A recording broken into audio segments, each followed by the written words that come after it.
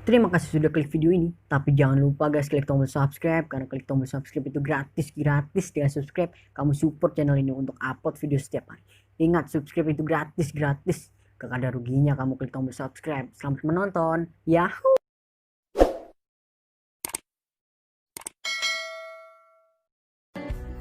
Perkenalkan, nama saya Mardia Azahra, NIM 5031856, Fakultas Ekonomi dan Bisnis Islam, jurusan Akuntansi Syariah.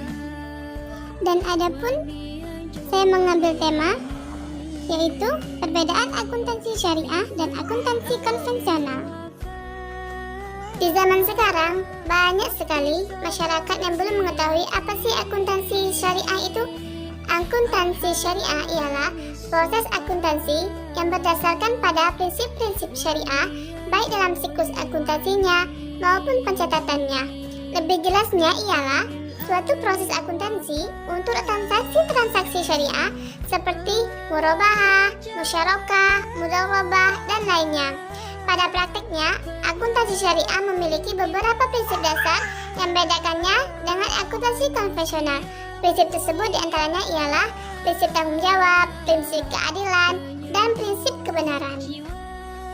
Nah, adapun prinsip pertanggungjawaban ialah karena dasar yang digunakan dalam akuntansi syariah ialah ilmu syariah, maka prinsip pertanggungjawaban merupakan salah satu bentuk implementasi hal tersebut, di mana setiap hal yang dilakukan oleh manusia harus dipertanggungjawabkan. Secara konkret, transaksi yang dilakukan oleh seorang pembisnis harus dipertanggungjawabkan. Salah satunya ialah melalui laporan keuangan atau laporan akuntansi yang telah dibuat oleh akuntan. Adapun prinsip yang kedua yaitu prinsip keadilan.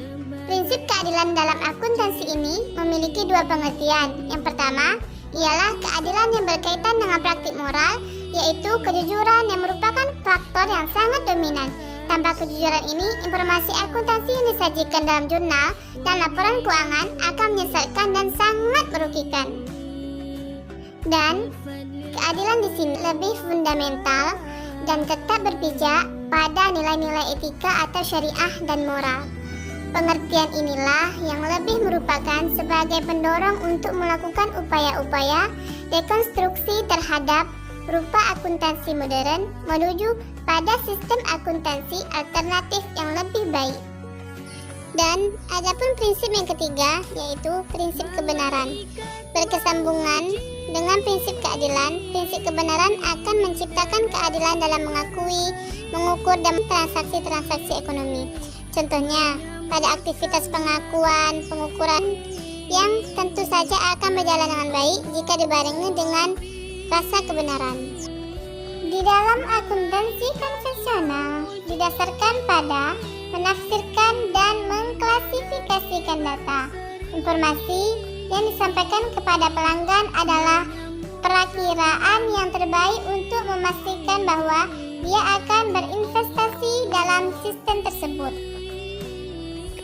Dan adapun perbedaan akuntansi syariah dan konvensional adalah dalam konsep syariah, mata uang seperti emas, perak, dan barang lain yang sama kedudukannya bukanlah tujuan dari segalanya, melainkan hanya sebagai perantara untuk pengukur dan penentu nilai atau harga, atau sebagai sumber harga atau nilai. Dan konsep konvensional mempraktekkan teori, pencadangan, dan ketelitian dari menanggung semua kerugian dan perhitungan, serta menyampingkan laba yang bersifat mungkin. Sedangkan konsep syariah sangat memperhatikan hal itu dengan cara penentuan nilai atau harga yang berdasarkan nilai tukar yang berlaku, serta membentuk cadangan untuk kemungkinan bahaya risiko. Dan konsep konvensional menerapkan prinsip laba universal, mencakup laba dagang, modal pokok, transaksi, dan uang dari sumber yang haram. Sedangkan dalam konsep syariah dibedakan antara laba dari aktivitas pokok dan laba yang berasal dari kapital atau modal pokok. Dengan yang berasal dari transaksi, juga wajib menjelaskan pendapat dari sumber yang haram jika ada, dan berusaha menghindari serta menyalurkan pada tempat-tempat yang telah ditentukan oleh para ulama. Laba dari sumber yang haram tidak boleh dibagi untuk mitra usaha atau dicampurkan pada pokok modal. Konsep konvensional menerapkan prinsip bahwa laba itu hanya ada ketika adanya jual beli. Sedangkan konsep syariah memakai kaidah bahwa laba itu akan ada ketika adanya perkembangan dan pertambahan pada nilai barang, baik yang telah terjual maupun yang belum. Akan tetapi, jual beli adalah suatu keharusan untuk menyatakan laba, dan laba tidak boleh dibagi sebelum nyata laba itu diperoleh. Konsep modal pokok dalam Islam berlandaskan nilai tukar yang berlaku, yang tujuannya melindungi modal pokok dari kemampuan produksi di masa yang akan datang dalam perusahaan yang berlangsung secara kontinu atau berkelanjutan. Jenis barang-barang pokok dibagi menjadi dua. Yang pertama, harta berupa uang atau cash, dan harta berupa barang atau stok.